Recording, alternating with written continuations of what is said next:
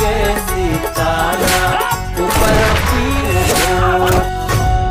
ভারতের অন্যতম জনপ্রিয় সিরিজে পরিণত হয়েছে পঞ্চায়েত। 2020 সালে মুক্তি পেয়েছিল সিরিজটির প্রথম সিজন।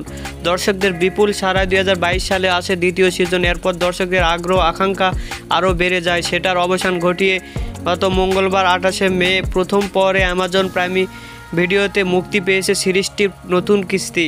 বরাবরের মতো এটি নির্মাণ করেছেন দীপক কুমার মিশ্র।